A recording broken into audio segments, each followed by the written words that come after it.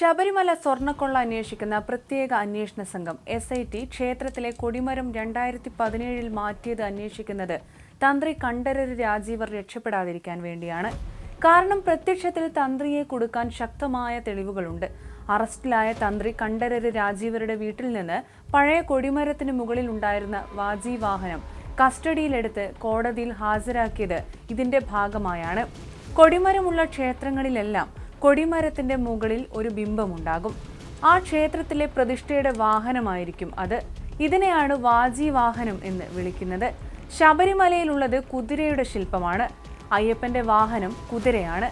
പക്ഷെ പലരും തെറ്റിദ്ധരിച്ചിരിക്കുന്നത് പുലിയാണ് വാഹനമെന്നാണ്. പന്തളം കൊട്ടാരത്തിലേക്ക് പുലിയുടെ പുറത്തു കയറി അയ്യപ്പൻ പുലിപ്പാലുമായി വന്നുവെന്ന് മാത്രമാണ് ഐതിഹ്യം. 2017 കൊടിമരം മാറ്റി സ്ഥാപിച്ചപ്പോൾ പ്രയാർ ഗോപാലകൃഷ്ണനായിരുന്നു ദേവസ്വം പ്രസിഡന്റ്. കൊടിമരം മാറ്റി സ്ഥാപിച്ച ചടങ്ങുകൾക്ക് നേതൃത്വം നൽകിയിരുന്നത് രാജീവരാണ്. വിശ്വാസപരമായി തന്ത്രിയുടെ അവകാശം എന്ന നിലയിലാണ് പ്രയാർ ഗോപാലകൃഷ്ണൻ പ്രസിഡന്റായ അന്നത്തെ ദേവസ്വം ബോർഡ് വാജി വാഹനം തന്ത്രിക്ക് കൈമാറിയത്. 11 കിലോഗ്രാമോളം ഭാരമുള്ള ലോഹശില്പമാണിത്. സ്വർണം പൂശിയതാണെന്നാണ് നിഗമനം. പുതിയ കൊടിമരം സ്ഥാപിച്ചപ്പോൾ സ്വർണം പൂശിയ പഴയ കൊടിമരത്തിലെ പാളികളും ശില്പങ്ങളും സമാന രീതിയിൽ കൊള്ള ചെയ്തോ എന്നാണ് അന്വേഷിക്കുന്നത്.